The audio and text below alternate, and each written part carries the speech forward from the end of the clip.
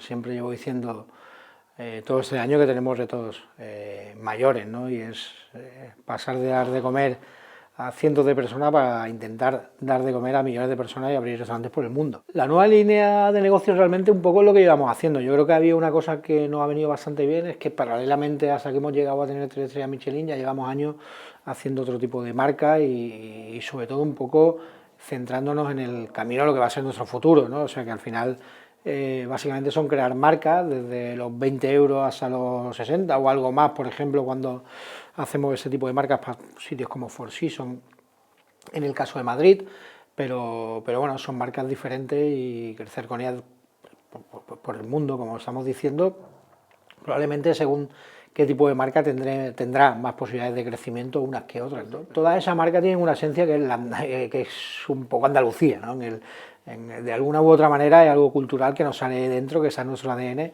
y que todas irán impregnadas un poco de eso, ¿no? Y sobre todo un poco fijarnos en la relación calidad-precio, ¿no? O sea lo que sea el tipo de marca que estemos trabajando, que sea la mejor relación calidad-precio posible, ¿no? Pues yo creo que el sector gastronómico evoluciona lentamente, poco a poco, y yo creo que debe profesionalizarse muchísimo más, ¿no? Probablemente es una profesión, ¿no?, la del mundo de la hostelería, que quitando un poco, evidentemente, pues las marcas, las multinacionales, probablemente las hoteleras, etcétera, etcétera, pero hablo sobre todo un poco de la hostelería a pie de calle, necesita un poco también fijarse muchísimo más a la hora de gestionar y de dar cualquier paso, ¿no? Y yo creo que eso es vital, y la evolución del mundo de la restauración viene por ahí, ¿no? O sea, yo creo que además el día que tengas los datos necesarios para analizar un poco todo lo que haces, probablemente incluso ahí, en ese momento, podrás ser más creativo, ¿no? Es difícil dar consejos, ¿no?, a personas, ¿no?, y más personas pues,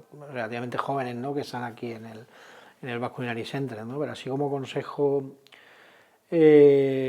básico es trabajo, sacrificio y bueno, creer en ti, ¿no?, y en tus posibilidades, ¿no?, y perseguir tus sueños siendo autocrítico, ¿no?, también, y siendo sensato, ¿no?, y poniéndole también sentido común a las cosas, ¿no?